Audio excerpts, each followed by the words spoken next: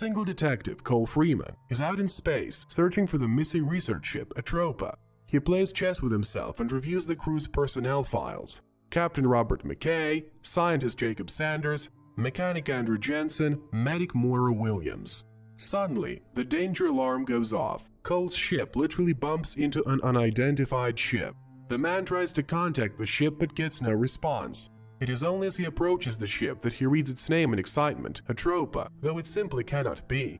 Cole switches to manual control and goes to the Atropa. He finds the crew asleep in anabiosis. Then he checks the control system, reading excitedly the date on the display, the 15th of March, 2122. He wakes the crew and explains that the ship has been off the radar for 38 days and attempts to contact them have been unsuccessful.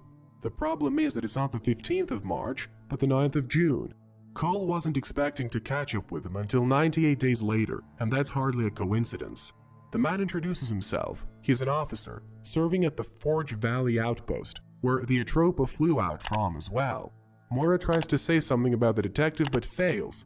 The ship shudders in impact.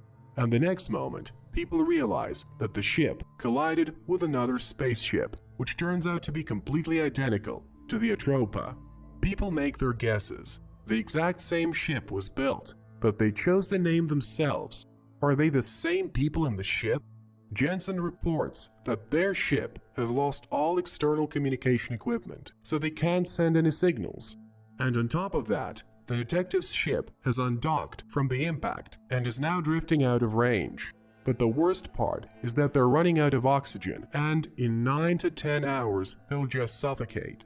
And then Cole offers a rescue option. They need to get to Atropa 2. He asks them to prepare a magnetic rope and puts on a spacesuit.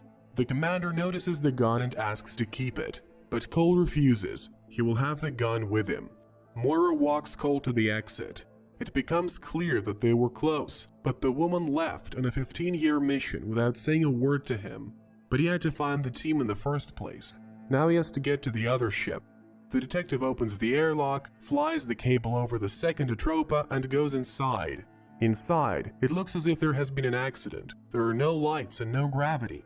Cole surveys the room and finds a picture of Moira with the captain, which causes them to be surprised. The man moves on. The crew directs him, for inside, the ship is completely identical to their ship. Cole tries to tap into the terminal and discovers there are no escape pods. But where could the crew have gone? And then Sanders discovers that the second Atropa flew a parallel course and stopped at the same time as the first ship. But then how did they collide? Cole and the others hear an incomprehensible sound for a long time but can't figure out where it's coming from until the detective reaches the passage leading to the escape pods. He goes there and finds the body of Sanders, and then the next minute the explosions begin on the stern of the second ship. Cole, having grabbed the body found, barely makes it back to the Atropa when her double explodes. Moira meets the detective and brings him to consciousness. But Sanders, seeing her doppelganger, becomes hysterical and has to be sedated. Later, Cole is upset remembering the loss of his ship. Moira sympathizes but worries about a way out of the mess. The man reassures her they will find a way. The woman leaves, but the captain catches up with her. Why did you hide the fact that she has a husband? But the woman cuts the conversation short. Cole, meanwhile, goes to the bathroom, sees the photo of Moira and the captain, and breaks the mirror in anger. Jensen reports that he's picked up signals from the navigational beacon, but they're very strange, accelerated and played backwards. But the thing is, the beacon is working correctly. They're the ones going backwards in time. The machine displays a clear diagram of the ship's movements. Atropa seems to have slowed down in time, so the detective was able to catch up with them 3 months ahead of the estimated time. The computer was able to scan the size of the anomaly. Their ship is deep inside an area with a distortion of space-time with an extreme warp, and that region has no rules. They died in space, but they're being carried back in time, and soon they will be facing themselves in the future. He doesn't know how to stop it. They need air and engines and Sanders, and he can't tell how they can choose to go the other way. Meanwhile, Moira discovers that Sanders of the Atropa 2 is dead from bullet wounds, and on her desk, the Cole's gun lies. The same gun is being cleaned by Detective Cole Freeman at the outpost when he's informed that the Atropa ship is missing and that Moira is among the crew. He rushes to the search despite the prohibition of his superior, who wonders why he is separated from his wife, and informs him that he will not be able to trace the departure from Bay 12. Here's Cole and Moira in bed. The woman gets a call and runs off to work, promising to make it up to her in the evening. Cole picks up a gun and goes to meet Moira's brother, Mason. He coaxes his friend. His sister has their whole life planned out years in advance, a beach house and a couple of kids. The partners go to the kitchen where they communicate with a first-generation robot. They track down a substance dealer and know that he has rented an android for a while. He gives them the right address. The detectives go there and get into a shootout where Mason is killed, for which Cole shoots the suspect, but he himself gets arrested. Later, he hands Mason's body locket to Moira, and she leaves. The chief is informed of Cole's unauthorized fight and given the detective's badge left for him. On the Atropa, Moira informs the crew that the DNA of the deceased Sanders 2 is a perfect match to their comrade, and he was killed by Cole's gun. But how's that possible since he didn't fire it? The captain offers to put the gun away and asks Moira to wake Sanders up. But Jensen reminds him of the escape pods, which are a good option. The captain, on the other hand, is against using them. Then all we have to do is wait. It's a dead zone, so I don't think anyone's coming. Sanders is the only one who can help. Moira wakes up the scientist, but he suddenly grabs a scalpel and takes Jensen hostage. He is sure that Cole will kill him and wants to prevent it. After injuring the mechanic, the man runs away. The detective and the captain go after him. The gun is left lying on the table, and Moira hides it in a closet. The captain and Cole search for Sanders and discover a crack that will apparently lead to a fire like the one on Atropa 2. They inform Moira that they can't find Sanders. During their conversation, Jensen disappears. Immediately, the launch signal for the escape pod comes on.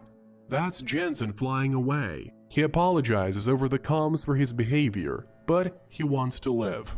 The second capsule manages to block it.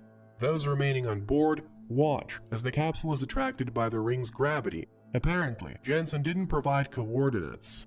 Cole asks to zoom in, and the next moment they realize that the ring around the planet is made up of 1 million of the same escape pods. This means they've been here before and are experiencing it all over again. Tom revels in their torment, but Sanders is still on the ship. He can restore the ship's system. They can make a difference and try to break out of the vicious circle. The people disperse to find the scientist. In just 30 minutes, the gravity should shut down. And then Cole confesses that he only came here because of Moira.